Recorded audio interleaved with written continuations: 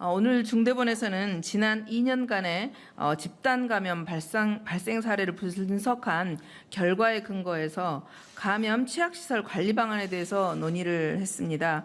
7월 한 달 동안 요양병원과 시설에서 총 2,445명, 116건의 집단 감염이 발생하였습니다. 정부는 요양병원, 요양시설과 정신병원 등을 감염 취약시설로 규정하고 집중관리를 하고 있습니다. 지난 2년간 요양 정신병원에 대한 대응 사례를 철저히 분석하여 우수 사례 공통점을 도출해 보았습니다. 모범 사례를 분석해 본 결과 시설 자체 역량 강화와 인식 제고, 또 그리고 예방적 차원의 시설 환경 개선, 또 유기적인 대응 체계 구축 여부가 감염 확산을 차단하는 주요 요인이었습니다. 정부는 지자체와 함께 이러한 우수 사례와 개선 사례를 전파하도록 하겠습니다. 앞으로도 감염 취약시설에 대한 모니터링을 계속하고 또 상황별 시나리오에 맞게 모의 훈련을 하고 또 간병인 등을 대상으로 감염관리 교육을 실시하고 감염 취약시설을 집중 관리하도록 하겠습니다.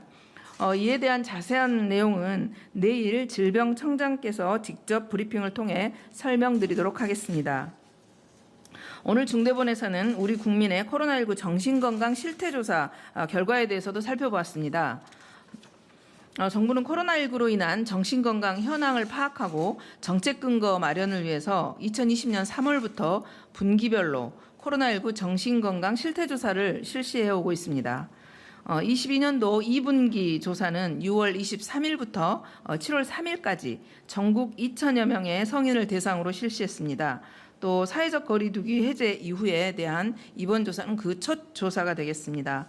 조사한 결과 우울 그리고 불안과 같은 부정적 지표는 실태조사 시작 이후 가장 낮게 나타났습니다. 사회적 거리두기 해제와 같은 점진적인 일상 회복의 결과라고 생각됩니다. 그렇지만 코로나 이전인 2019년에 비해서는 우울의 위험군이 약 5배로 5배입니다. 여전히 높은 상황입니다.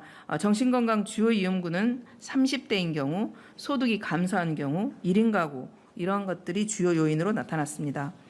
코로나19 장기화에 따라 경제적, 사회적 취약계층에 대한 적극적 관심과 지원이 필요하다고 판단됩니다.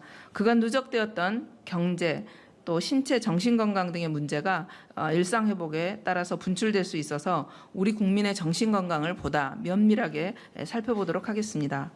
정부는 계속해서 정신건강 실태조사를 실시하는 한편 전국민 심리지원도 지속적으로 진행하도록 하겠습니다.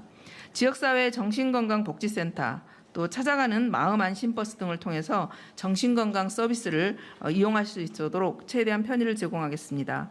도움이 필요하시면 24시간 언제든지 1577-0199입니다. 1577-0199 심리상담 한라인을 이용해 주시기를 바랍니다. 주변에 어려움을 겪는 가족과 이웃에게도 따뜻하고 전문적인 도움을 받을 수 있다는 것을 알려주시기를 당부드리겠습니다. 앞으로도 정신건강 서비스를 활성화하고 또 홍보도 강화해서 국민 누구나 필요할 때 서비스를 이용할 수 있도록 노력하겠습니다. 오늘 기준 재원 중 위중 환자는 402명입니다. 사망자는 7일 평균 39명, 오늘 기준으로는 50명이 되겠습니다. 사망하신 분의 명복을 빌고 또 유가족분들께도 심심한 위로의 말씀 드리겠습니다. 누적 치명률 0.12%입니다. 인구 10만 명당 사망자 수는 49명으로 우리나라는 전 세계적으로도 아직까지 매우 낮은 수준을 유지하고 있습니다. 오늘 신규 확진자 15만 1,792명입니다. 지난주 같은 요일에 대비했을 때 약 12만 명이었는데 26%가 증가한 것입니다. 변이 바이러스 특성, 그리고 휴가철의 접촉 증가, 또 접종 후 시간 경과로 자연스럽게 감소한 면역 등이 증가세의 이유로 판단됩니다. 하지만 의료 대응 체계는 충분히 준비하고 있습니다. 현재 중환자 병상 가동률 증가하고는 있지만 아직 37.8%로 입원 대기 없이 안정적인 대응 이루어지고 있습니다. 확진자 30만 명 발생에 대비해서 이미 1,574개 병상은 확보하였습니다. 당초 목표인 1,435개를 약간 상회한 숫자입니다. 이외에도 일반 격리병상도 6,800여 개가 준비되어 가동되고 있습니다.